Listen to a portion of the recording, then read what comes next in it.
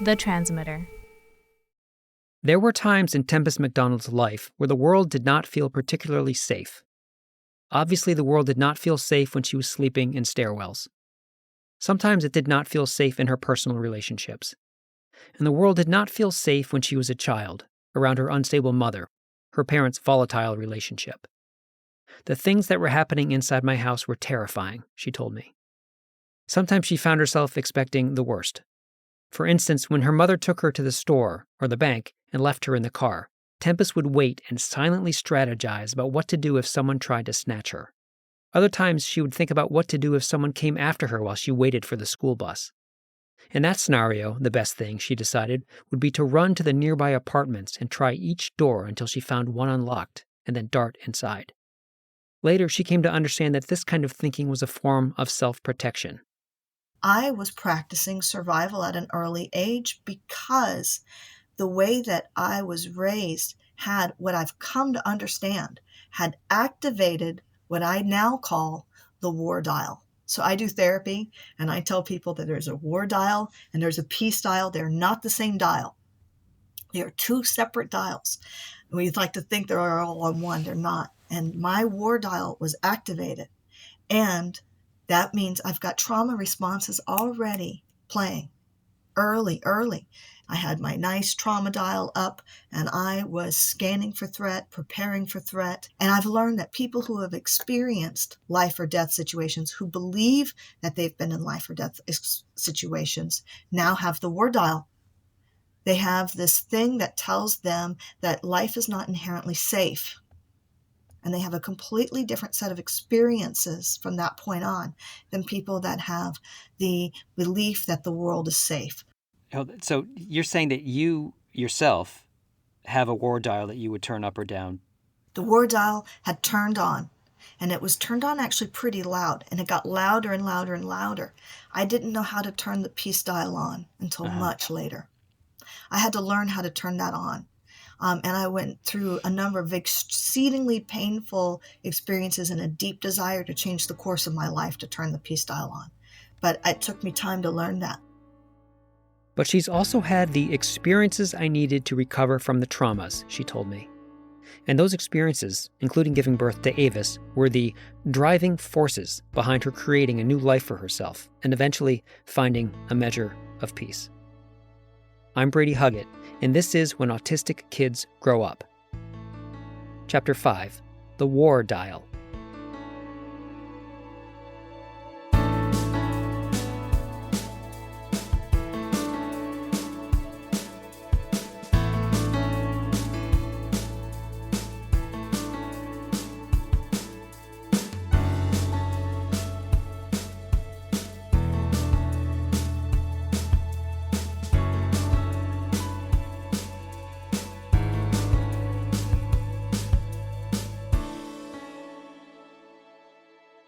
Andy Shih is the Chief Science Officer at Autism Speaks, an advocacy group for autistic people and their families. It is also a funder of autism research. Andy has a PhD in molecular cell biology from New York University School of Medicine, but similar to Tempest and Beth Mallow and many other researchers who study autism, he came to the field through a personal connection. My cousin has a daughter on the spectrum. And, I've known about this for quite a while now. Yeah.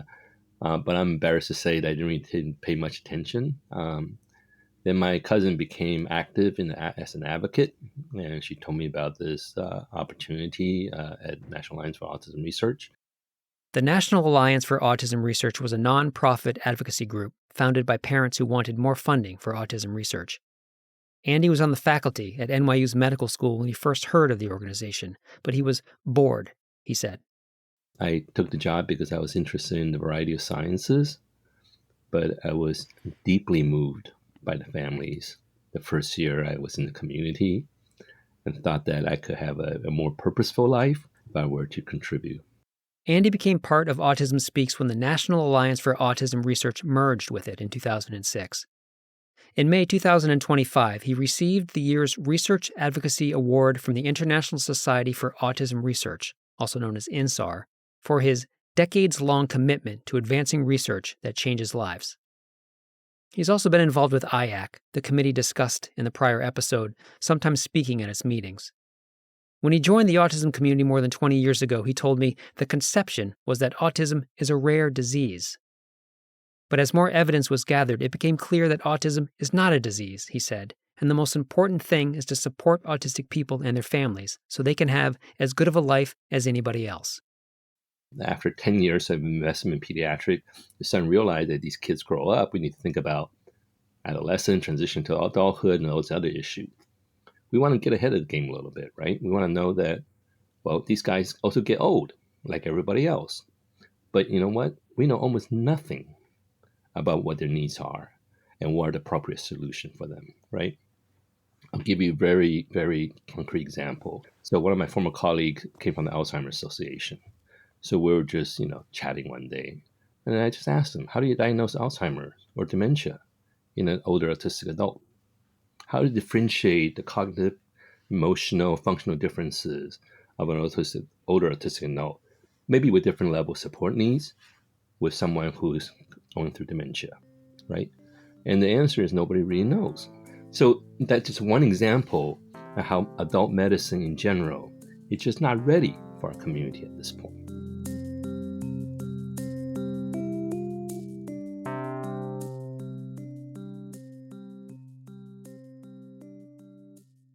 Research by Lindsay Shea's group at Drexel University in 2021 suggested that adults with autism were about 2.6 times more likely to be diagnosed with early onset Alzheimer's disease and related dementias compared to the general population. The study used Medicaid records from 2008 to 2012 to reach this conclusion. But issues affecting autistic people extend beyond the brain. Here's Andy again. The other area is common diseases, right? But, we know that autistic adults are faced with elevated risk in pretty much every common disease you can think about, non-communicable disease. Stroke, dementia, cancer, diabetes, you name it, they experience it. So what is shocking to me, when we dig a little deeper into this, is that number one, there's not a sense that there's expertise and understanding among the adult practitioner of adult medicine. You ask, say, oncologists or psychologists, when's the last time you saw a patient with autism? With 3% of the population, they saw someone with autism. Are you doing anything different? Do you even know that you saw an autistic patient? Andy Shruh said that Autism Speaks has been thinking about a neuro-inclusive care model. The idea, he said, is that the model will take into account the biological and the behavioral and cognitive differences about autistic people and use that to create a more accommodating pathway to clinical care. Autism Speaks has been changing its priorities to reflect this. In Autism Speaks' first 5 years of existence, it funded 7 studies that focused on autistic adults. Since 2010, it has funded 29 studies. So that is an uptick. But the group also sees its role as helping change the way the NIH funds autism research. If riskier studies are first funded by Autism Speaks, researchers might then submit proposals to the NIH for deeper exploration. Those proposals should, in theory, expose the NIH to newer, more innovative ideas and broaden the NIH's understanding of the autism research field. And that, in turn, should help change the way the NIH doles out money. Or anyway, that's how Andy sees it. But so far, that has not really happened. Yeah, you go to the IACC meeting, right? So you get representatives from all the major departments of government sitting around the table. They talk about the stuff they're doing, okay? Some of them are pretty nice and sounds good and so on and so forth. But then you lead that meeting and you think about, I came to this meeting last year and I'm here today. What difference had that year made for our community? And most of the time, because of what they've been investing in, the answer is not much. Andy told me that at IAC meetings 10 years ago, there was plenty of hand-wringing and anxiety because the country was not really funding enough on the lifespan issue, he said. Since then, more focus has indeed moved toward lifespan by IAC's analysis, but the disparity remains outsized. IAC tracks research funding into autism by area of focus. In 2015, about 50% of all funding went into the biology or risk factors behind autism. That's about $170 million. But just 2%, or about $6 million, went into lifespan issues. By 2020, which is the last time IAC broke down the funding by area of focus, about $264 million were allocated to biology and genetic and environmental factors. That's about 63%. Meanwhile, the money for lifespan issues did improve to $18 million, but that is still just 4.3% of all the funding for autism research that IAC tracks. You'll recall that the CDC estimated that there are about 5.4 million adults with autism in the United States, based on 2017 data. The CDC told me it does not have a current estimate for the number of autistic adults in the future, but it has updated its estimates for autism prevalence in kids in the U.S., and it puts the figure at 1 in 31 8-year-olds. That puts the percentage of U.S. children who are autistic at about 3.2%. If you multiply that percentage by the 2024 estimated number of adults in the United States, it suggests something like 8.5 million of them are autistic. I put this scenario to Andy Shah and said if there was some other 8.5 million person population in this country that had something in common that was driving their life expectancy down by 16 years, there would be a massive outcry about it. Absolutely. Absolutely. Right? But it's just like, it's shocking that nobody's really paying attention to this. Right? But to be fair, okay, I think part of the issue that nobody's really thinking about this is because there's so much to do today. There's so much to do to make sure that your child is getting the next intervention treatment that's been scheduled. There's so much to do try to figure out how you're going to put food on the table when food insecurity is a huge issue for our community. It's a huge issue when your child is being kicked out of school or disciplined for whatever reason, and we see that in the national statistics.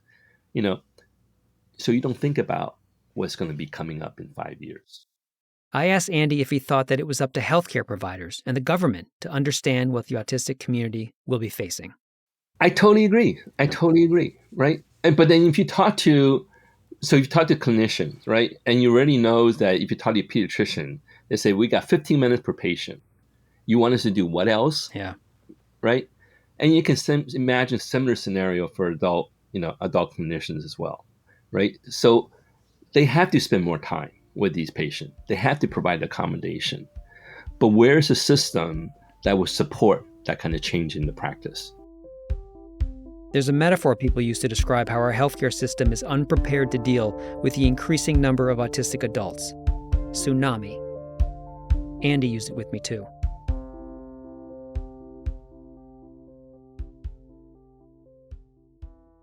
The autism community can be fractured, with the desires of parents not always aligned with the desires of autistic self-advocates or the desires of researchers or funding providers. There is a lot of need in these communities. Everyone seems to have their own angle, and sometimes this devolves into squabbling. But the topic of increased funding for research into autistic adults seems like sure, common ground. The Autistic Self-Advocacy Network, for instance, has a similar view as Autism Speaks. Here is Zoe Gross, Director of Advocacy at ASAN. She also appeared in Chapter 4. We need more research about conditions that co-occur with autism. At the clinical level, a lot of the time, autistic people will present with some of these co-occurring conditions and be told, like, oh, that's just part of autism. And really what's going on is they may have a condition that is frequently co-occurring with autism, but isn't the same thing as autism, like POTS or Ehlers-Danlos syndrome or various gastrointestinal issues or sleep disorders. So people wanted to see more research on those and their intersection with autism and like best practices in treatment, because we know for autistic people, the treatment that works best for us may not always be what works best for other people with the same conditions. The condition POTS that Zoe mentioned is postural orthostatic tachycardia syndrome, where the heart rate increases significantly upon standing. It's recognized to potentially have a higher prevalence in autistic people. She also told me that ASAN wants to see more research on autism throughout the lifespan. The truth is, anything that needs more study actually means it needs more money. Parents, autistic self-advocates, and researchers are sometimes seen as fighting over where the money should go. But bickering over where to direct the money, says Andy Shah, is a false choice. It speaks to one of my pet peeves about autism research funding. I don't understand the need to say, you fund this and I'll fund that, right? And that, and there's also a sense that if you fund this type of research, then maybe you shouldn't fund the other type of research, or you don't have the resource to fund the other type of research. Because as advocates, for me, all this research are important. And if you even take a step back, looking at it from a scientific perspective, right? In order to develop a 360 solution for our community, you can't just invest in 2 degrees, 360. You have to think comprehensively. So the answer is not, should NIH only fund basic science, or should somebody else, like Department of Labor, or maybe MAHA, whatever, everybody should fund autism research. I don't care who you are, whether you're NIH, whether you're DOJ, whether you're a community group, whether you're state government, everybody has a stake in this issue. I also spoke with Thomas Frazier, a professor of psychology at John Carroll University, where he heads the Frazier Neurodevelopment Lab. He is also a former member of IAC, and he's the chairman of the board at Autism Speaks. I asked him about what Andy Shah and I talked about, the funding levels for research into autistic adults and the need for a bigger pie. We just need a general increase in autism research, so that general increase can easily help to support the adult work that we need. I mean, we're underfunded as a condition, right? I mean, we are underfunded. If you compare the prevalence of autism to other conditions that are better funded than us, it's really, it's a significant problem for us.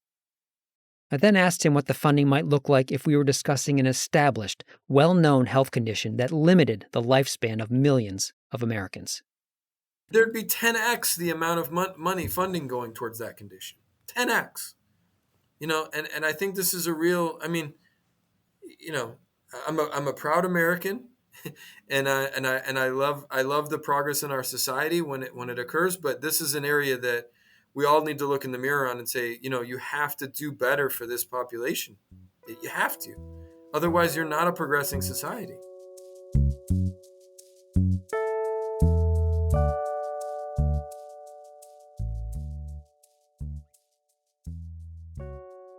The Trump administration in the United States has made looking at autism a priority for the country, citing the CDC's rising prevalence numbers.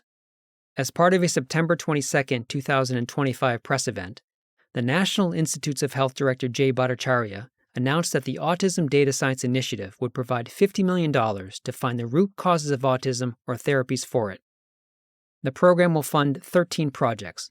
Only one looks at the health of autistic adults. That work is being led by Laura Klinger, who is a clinical psychologist and the executive director at the Teach Autism program at the University of North Carolina at Chapel Hill, where she's also a professor in the Department of Psychiatry. The funding will support an examination of autistic adults and their needs and use of services in an attempt to better inform the healthcare and service systems. The project will include UNC, Drexel University, George Washington University, the University of Pittsburgh, the University of Wisconsin, and the Children's National Medical Center. This kind of support for research into autistic adults, Klinger said, has been a long time coming. Because back in the day, it was called, early childhood autism, and autism was thought to be a childhood diagnosis, and it was thought to be something that you would eventually grow out of, or with intervention services, that you would no longer be autistic. And so I think even, back in the 70s and 80s, there was a real focus in the field on the concept of cure. And then as we have moved forward across time, both in clinical services and in research, community outreach services, it turns out that many autistic children grow up to become autistic adults. And then I think the field really had to pause and say, well, what do we know about autistic adults? UNC's TEACH program began in 1972. Klinger says that puts the program ahead of the curve in its thinking about adults. TEACH employees have watched autistic children grow into adulthood. Her group was already hoping to collaborate with the other programs on the project, she said, before they received the government funding. The funding just makes it possible to actually do it. But the problem is more than just about money, she said. She has graduate students who are interested in autism in adulthood, but are struggling to find graduate programs to enroll in. The scientific discipline of autism in adulthood hasn't yet been figured out, she said. We need a workforce interested in research on autism in adulthood. And if you have that interest, what's your workforce pathway?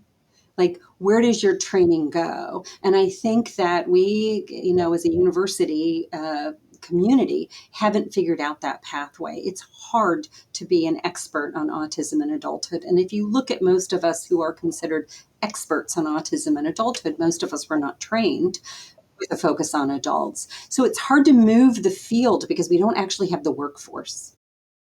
Years ago, Klinger submitted grant applications to look at Parkinson's and autism and got no headway with funding, she told me. Grant reviewers did not understand why it might be important to study Parkinson's and autism. The same thing happens with research publishing. We're trying to fund research or publish research that hasn't reached the level of community awareness that warrants funding or publication, she told me. Part of the challenge today with autistic adults has been to make it clear that this is an important topic to be funded and published. She does think it's changing, though. The fact that her work was chosen for federal support means the consciousness is slowly being raised. I asked her if she'd heard about Tempest's NIH paper. She hadn't, so I sent it to her. After she'd read it, she told me she agreed with the authors that it was pointing to a serious problem. She did not agree that the cause was structural discrimination or a focus on eugenics at NIH, as the paper argued. But in her mind, the data result from a confluence of events that have left autistic adults behind. It's like you have to reshape the whole system. You have to reshape the service delivery system. You have to reshape the education and academic training system and the NIH review system to figure out where autism in adulthood fits. And what that article is talking about is sort of the downstream results of not having a workforce, not having review panels with that focus, not having the general public aware that autism happens in adulthood. It's almost like we need a public media campaign like we did about, identifying the early signs of autism earlier. So, all the things, review panels, it's hard to get things published, blah, blah, blah. The public doesn't know. And you said you'd have to change the whole structure. Because you'd have to change the whole structure, that's why it's moving slowly. I think so.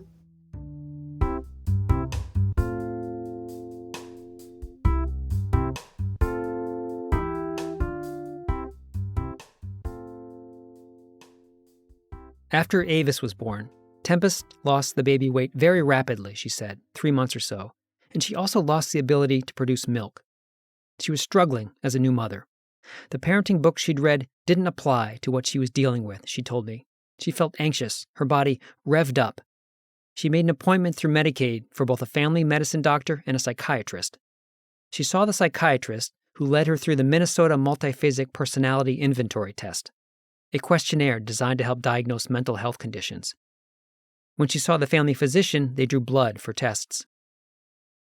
She got the blood work results first, and it showed she had Graves' disease, the autoimmune disorder that drives hyperthyroidism and the very thing that had plagued her mother. So she had that diagnosis in her back pocket when she sat down with a psychiatrist, who laid out his case for her being bipolar, she said. And he goes on to say that based on this, and this is what the treatments were, and all of these things. And I let him say the whole thing because I really wanted to hear what he had to say. And when he got finished, he asked me if I had any questions. I said, I do. So I have my test results from the internal doctor, and it says I have Graves' disease. And he begins to say, well, in that case, I'm going to want you to come back because Graves' disease revs up your adrenal systems, and it gives you kind of manic thinking and causes intense anxiety. Hyperthyroidism has been linked to autism in some studies. Tempest was indeed treated for Graves' disease, she said. But she was disturbed by how she was nearly wrongly diagnosed, and she's watched similar things play out with her son. Avis is approaching 30 years of age now. He recently was in a car accident. Not his fault. Avis is a rule follower and a careful driver. It was the other car that went against the traffic light. He was on his way to a job interview at the local supermarket. Here he is. Was it in an intersection? What happened? Yeah, it was like, I didn't really get to leave the neighborhood before trouble struck, essentially. Yeah. And you got, I think your mom said you got T-boned or hit in the side or... Yeah, T-boned on the driver's side, actually. And I said what happened to the police, and there was a witness who backed up my side of the story, which was that, and this is actually what happened. I was looking both ways at the stop, and as I turned, there was a red vehicle that had made it to the stop sign as I was turning, and it didn't stop, even as I was already in there. I don't remember if I was quick enough to honk the horn, but very soon after I felt it got impacted. Avis was incredibly sore that night, he told me, but not injured enough to see a doctor or visit the hospital. And that was fine by him.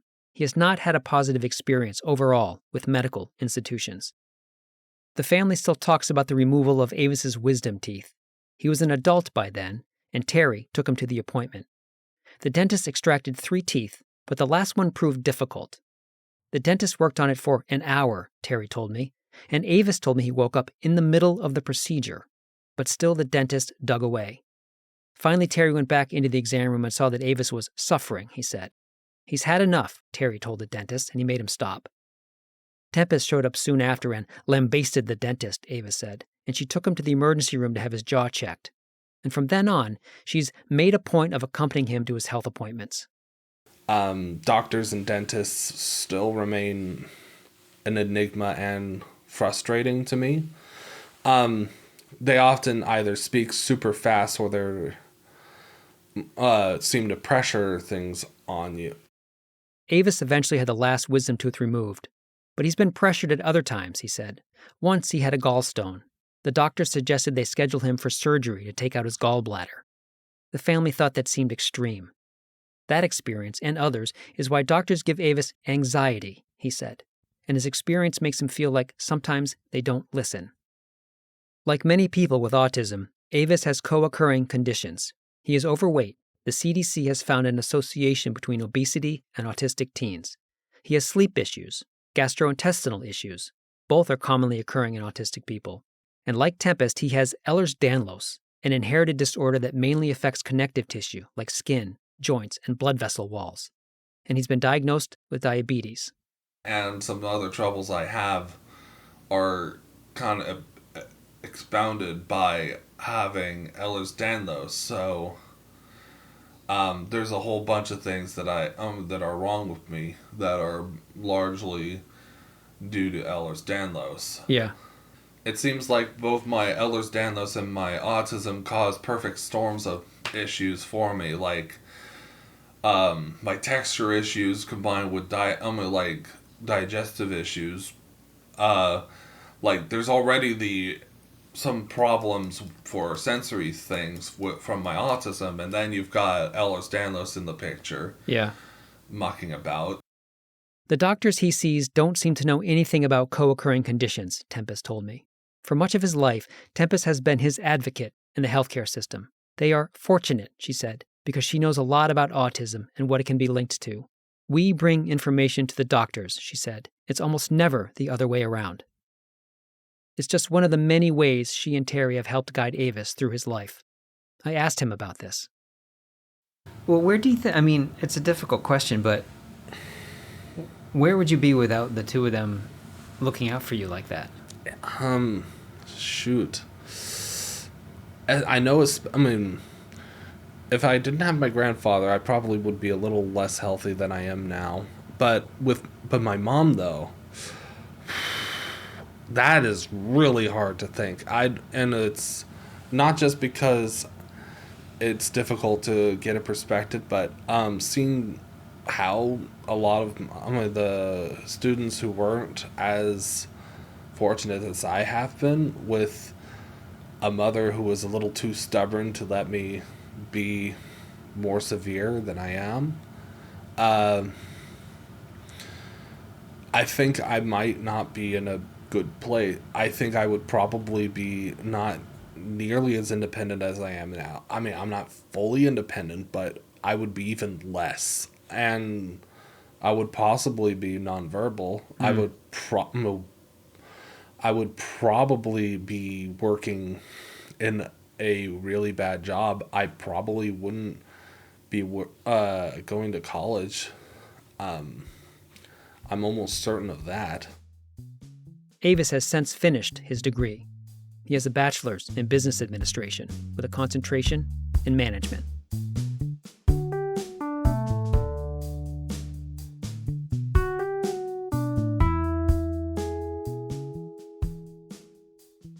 The American philosopher Martha Nussbaum in 2000 published her book, Women and Human Development, The Capabilities Approach. In it, she laid out 10 capabilities that are used to assess the quality of life of an individual. It's worth looking up, but they are, roughly paraphrased, concerned with an individual's ability to not die prematurely, to have good health, to have freedom of expression, to have social interaction, to be able to play, to have a voice in what happens to them, among other concerns. Nussbaum argued that all 10 capabilities are required to have a full, flourishing human life. Elizabeth Pellicano is a professor of autism research at University College London, though she was born in Australia. Earlier in her career, Liz researched autistic children, but over time her priorities definitely shifted, she told me, and now most of her work is on young people or adults. I think in the case of autistic people, we haven't really asked, what a good life actually means to them, and whether that's even different to what anybody else's a non-autistic person's good life might be, and what it therefore means for them to flourish. In September 2022, Elizabeth Pellicano and colleagues published an article in Nature Reviews Psychology titled A Capabilities Approach to Understanding and Supporting Autistic Adulthood. In this paper, the authors applied Martha Nussbaum's capabilities approach, which focuses on 10 core elements of a thriving human life, to research on autistic adulthood. In doing so, they identify areas where autistic adults thrive and where they often struggle, they wrote. The 10 capabilities are a starting point, Pellicano wrote, but at a basic level, autistic people cannot thrive without meeting the 10 capabilities laid out in Pellicano's work. When Terry moved in with Avis and Tempest in her condo, her first home purchase, it caused a reorganization of her existence, she said. Her period of being without a home had left a mark on her psyche, and thus the condo purchase was a big deal. It was protection against eviction and homelessness, an assurance that she was going to have a home for her son. She told me the desperation she felt when she left home at 16 never truly went away, but since the purchase of the condo, it's gotten better. She is done with academic life. Maybe that's for the best, she said, because otherwise she'd still be stressed about writing grants to cover my income. She is now a counselor at the state of Tennessee's Department of Disability and Aging, working specifically with individuals who have an intellectual disability and who have also been charged with a crime. She has a licensed private practice called Spectrum for Life Counseling, and she wants to support the neurodivergent community. Avis is pondering opening a hobbyist shop for people who love the futuristic role-playing game Warhammer 40,000 as much as he does. People would come to the shop for the community, to play the game, and to buy supplies. So he's been thinking about that. He also serves as a caregiver for Terry, whose cancer is in remission, though he also had surgery for an aneurysm in 2024. With academia behind her now, I asked Tempest to take stock of her own life. I am thriving. I'm thriving right now. I mean, so if I can preface that by saying, I think if someone looked at you and said, well, I mean, yes, obviously you had a rough beginning. No one's going to deny that. But you ended up getting like a PhD. I'm like, that sounds like a person who in the end kicked down a lot of doors and was able to thrive. Do you agree with that? Yeah. I'm a fighter. I'm a warrior. Yeah. By nature. I'm a warrior by nature. I have had sort of a unusual path because I had a certain type of intelligence combined with a learning disability, combined with being autistic, combined with coming from my household, which was an autistic household, and interfacing with the world and discovering that the world didn't exactly want to interface with me the way I wanted to interface with it. When I was a kid, if I could have just played games with somebody else all the time, I would have. Yeah. If we would have played games, and I would have wanted the games to get harder and harder. I would have wanted to play chess, and I would have wanted to do it from sunup to sundown. Nobody wanted to do that with me. I wasn't making friends. My friends, when I made them, were temporary. I didn't know how to get along with people. And so it's exceedingly difficult to know if I always liked being alone. I think that's always been a part of my nature. Or if I also was just alone and trying to figure out existence. Yeah.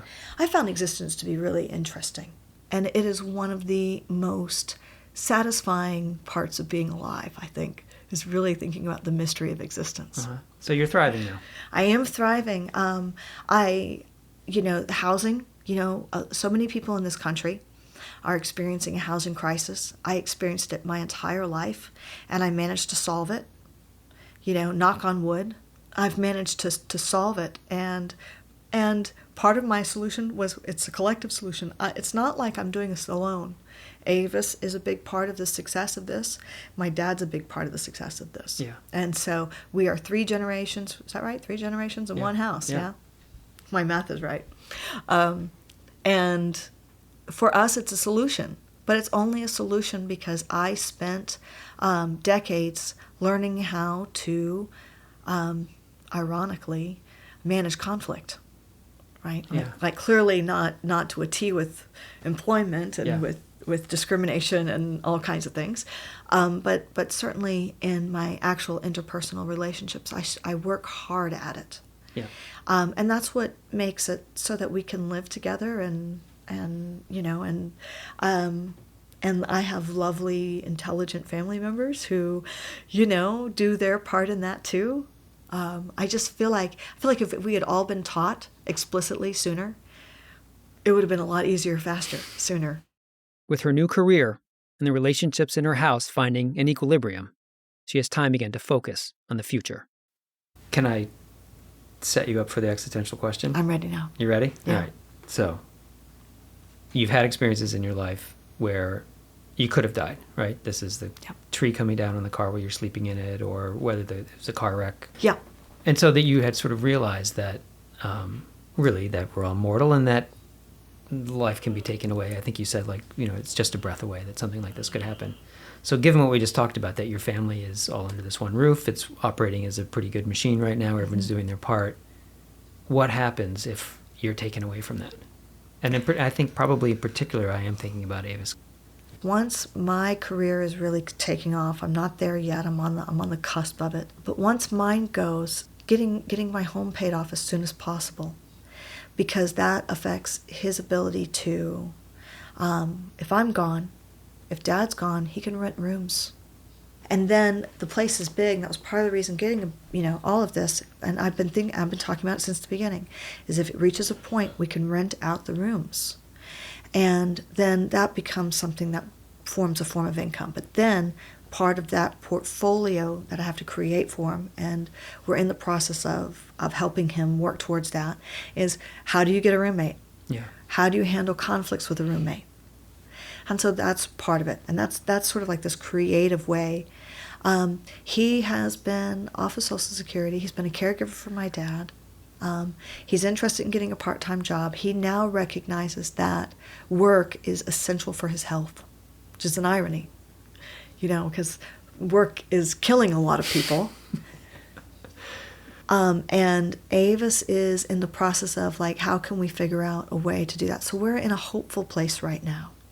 I worry about health issues more. If the other thing is that I need to start putting together not just, I've got some retirement there. At some point I want to keep putting away things for him and get it to where he's going to be okay. Yeah. We're not there. Yeah. We're not there. But I think also with having a stable home, Avis runs the ability of being able to go through some of life's hard knocks, maybe without support that he would have with people, but in the way that my dad and I went through them, which is, pretty rough, but not as rough as it could have been. Yeah. And, which will be getting jobs, getting fired, feeling desperate. Moving all the time. Well, we moved all the time, but Yeah, Avis he won't have to. Yeah. Where's your war dial at right now? My war dial. It's really low. In the house, it's peaceful. I am really happy in my home. In fact, that's almost a mantra I have. I don't know it's a mantra, except I'll be sitting and I'll be in my living room and I'll be looking across at some little part of my place that it's crafted. Everything in here is like crafted in a way that when I look at it, I'm like, oh, I like that. Oh, I like that. And my mantra's like, I like it here. I do. I'm on a pool team.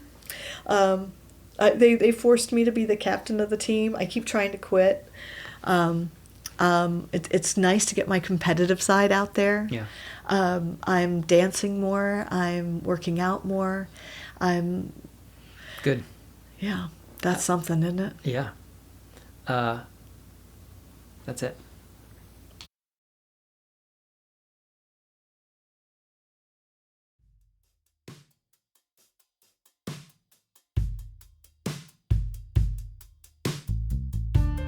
When Autistic Kids Grow Up was written and produced by me, Brady Huggett. Editing by Ivan Aransky and Paige Miranda. Art commissioned by Rebecca Horn. Music and audio engineering by Sam Schumann. Go to the podcast page of thetransmitter.org to see photographs for this chapter and for a PDF transcript. And thank you to Tempest McDonald, Terry, and Avis for sharing your life.